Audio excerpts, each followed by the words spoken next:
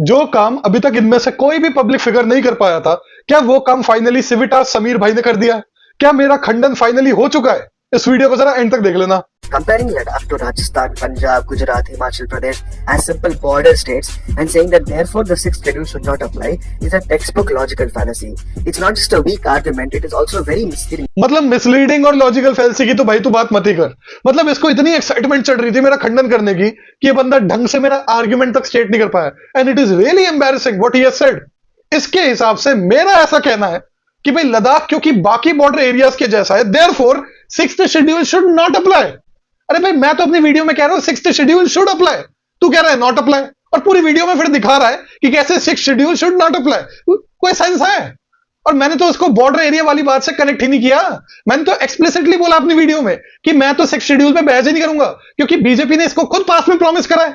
मैं तो एक बारी को डिबेट करता, इस पे आर्ग्यू करता, अगर बीजेपी ने खुद नहीं इसको सपोर्ट किया होता। उनमें बुद्धि नहीं है कि इतनी कि उन्होंने प्रॉमिस क्यों कर दिया फिर, अगर उन्हें देना ही नहीं था, अगर दुनिया भर के इश्यूज आने थे इससे, तो पता नहीं फिर कहां से कनेक्ट कर दिया इसने बॉर्डर इशू वाली बात से। बॉर्डर वाली बात भी मैं आपको बता दूं, मैंने कहीं पर भी नहीं कहा कि लद्दाख की बॉर्डर राजस्थान, पंजाब और गुजरात के जैसी है। द वॉयर ने क्लेम किया क्योंकि लद्दाख की बॉर्डर टच करती है चाइना और पाकिस्तान के साथ, therefore it is so obvious कि हम उनको स्टेटहुड दे ही नहीं सकते।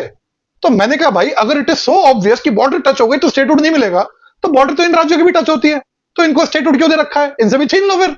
ये मैंने बोला था। भाई अगर आप कह रहे हो कि एप्पल मैं नहीं खाऊंगा क्योंकि फ्रूट्स जो है वो जहरीले होते हैं, तो मैं कह रहा हूं भाई ऑरेंज भी तो फ्रूट है। और समीर राव भगे भगे आ रहा है कि भाई केशव ने कह दिया कि ऑरेंज और एप्पल दोनों एक ही चीज होते हैं। अरे भाई दोनों एक चीज है to the extent that they are both fruits and in no other respect. इतनी सी बात समझ में नहीं आती क्या इन लोगों को? कुछ भी मतलब चटर पटर। उसके बाद एमिनेम के रैप पे चला गया सीधा। ऑल्सो लद्दाख एक ऐसा क्रिटिकल स्ट्रेटेजिक एरिया है जो चाइना एंड पाकिस्तान दो फ्रंट्स के बीच में एग्जिस्ट करता है, एंड ऐसे रीजन को स्टेटहुड ग्रांट करना एक स्ट्रेटेजिक ब्लंडर होगा। अब कोई इन बंदों से पूछो 2019 से पहले जो लद्दाख का एरिया था, क्या उसको एक स्टेट रन नहीं कर रही थी? उसको सेंट्रल गवर्नमेंट रन कर रही थी, स्टेट ही चला रही थी तब भी। तब तो सिक्योरिटी इश्यूज नहीं हुए। इट्स एज इफ 2019 के बाद बॉर्डर टच हो गई सडनली चाइना और पाकिस्तान की लद्दाख के साथ, इसलिए स्टेटहुड दे नहीं सकते।